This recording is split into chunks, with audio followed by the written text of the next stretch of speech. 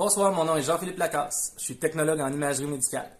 J'ai décidé de vous parler aujourd'hui pour susciter un débat, ou plutôt une réflexion, pour essayer que collectivement, on prenne conscience de la place qui nous est réservée actuellement dans le système de la santé, dans la case dans laquelle on nous a placés. Vous le savez, on fait partie de la catégorie 4. Puis vous le savez, on se sent pas mal tout seul là-dedans. Parce qu'on est probablement les seuls de cette catégorie-là qui font des actes comme installer des voies veineuses, artérielles, des PICC lines même de façon autonome. Qui d'autre fait ça déjà? Les médecins? Ben oui, nous autres on le fait de façon autonome.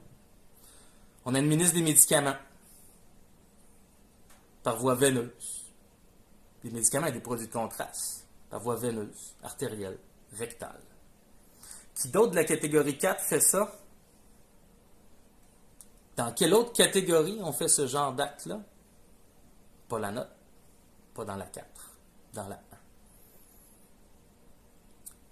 Puis on n'est pas dans le bon syndicat pour nous aider à changer de catégorie, parce que la PTS, je ne pars pas en guerre contre le syndicat, je veux juste qu'on prenne conscience du paysage dans lequel on se trouve.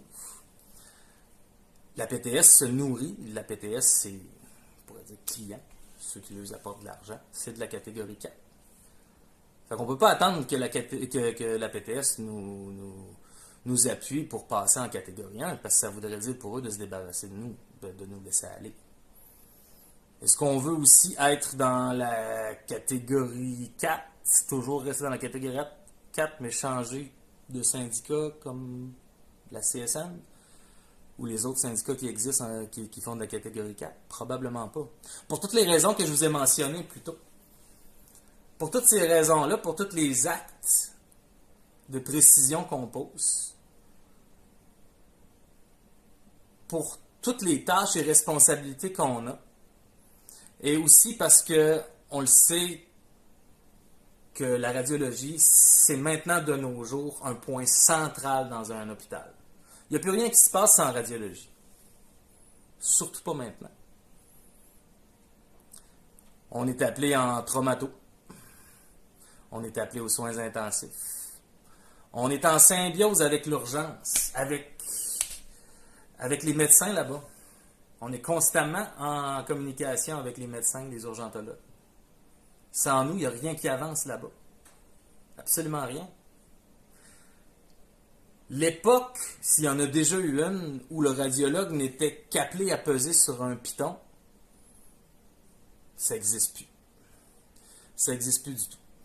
C'est peut-être pour ça qu'on n'a pas été placé dans la bonne catégorie, puis c'est tout à l'avantage, disons, de notre employeur de ne pas nous reconnaître.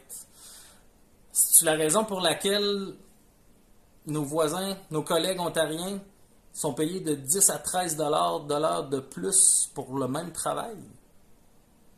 C'est-tu la raison pour laquelle on a été ignoré pour les primes de 8%?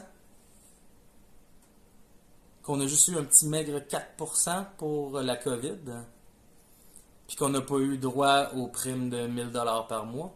Pourtant, les technologues en imagerie médicale, on a travaillé de proximité extrême avec les gens de la COVID.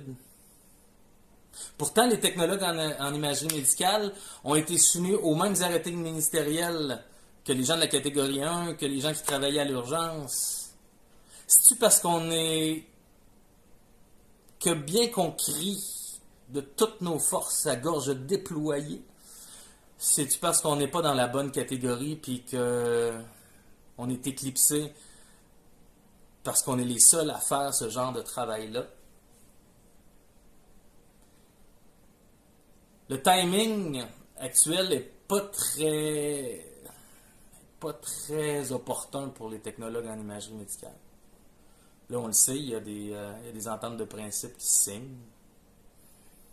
On sait que si ça passe, ce ne sera probablement pas parce qu'il y a beaucoup de technologues en imagerie médicale qui auront voté pour. Mais c'est pas ça le débat actuel.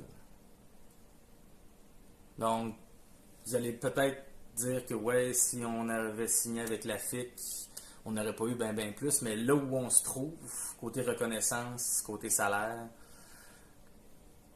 Et là où les gens de la FIC se trouvent, obtenir par exemple quelques pourcentages de plus les amène ici, même si on obtient si on obtiendrait le double de pourcentage qu'eux, ça nous amènerait là. Puis, est-ce qu'on aurait été oublié?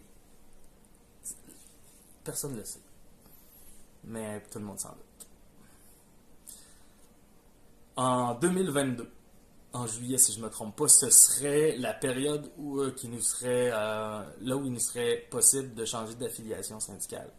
Premièrement, ce qu'on veut, c'est pas juste changer de syndicat, c'est changer de catégorie. Ce qui implique changer de syndicat. Parce que notre syndicat ne fait pas dans la catégorie 1. Mais là, ce qui arrive, c'est que personne ne va nous tendre la main. Personne ne va nous tendre la main parce que c'est un gros dossier. Puis parce que cette année, en fait, en 2019, les syndicats se sont entendus qu'il n'y en aurait pas de maraudage en 2022. Ils se sont entendus qu'il n'y aurait aucun maraudage pour le changement d'affectation qui pourrait avoir lieu en 2022. Ça ne veut pas dire que c'est pas possible. Ça veut dire qu'il n'y a pas personne qui va nous tendre la main. Puis là, on ne parle pas de nous tendre la main pour dire « viens dans ma catégorie 4 », non. On parle de changer de catégorie, de changer de syndicat. C'est mon chien. Donc, à quoi est-ce qu'on peut s'attendre? À pas grand-chose. À moins qu'il y ait un bon samaritain, un avocat qui veut se faire les dents sur le gouvernement puis qui nous offre sur un plateau d'argent de plaider notre cause. On le sait que c'est pas notre syndicat qui va le faire. Pas parce qu'ils sont pas bons, pas parce qu'ils nous aiment pas, parce qu'ils se nourrissent de la catégorie 4. En tout cas, ça m'étonnerait énormément. C'est pas notre ordre professionnel. C'est pas leur mandat. Qui d'autre? Espérer que Gabriel Nadeau-Dubois vienne nous entendre et qu'ils nous promettent que si c'est eux qui passent au pouvoir, qu'on va être promu à la catégorie 1. Vous allez me dire, tu rêves aux licornes. Ouais, mais pour moi, rêver aux licornes, c'est de penser que notre situation va changer puis qu'on va être reconnu à notre juste valeur en restant dans la catégorie dans laquelle on nous a casés. Si jamais il y a des gens qui ont des contacts qui pourraient permettre à notre situation d'évoluer, ben je vous invite à nous les communiquer. Mais surtout, même si ce vidéo-là n'est pas à propos de l'entente de principe actuelle, je vous dirais surtout exercez votre droit de vote. Exercez votre droit de vote parce que ça parle quand même. Si tous les technologues en imagerie médicale s'unissent et disent non, ça parle. Et peut-être que, au moins, aux yeux de la PTS,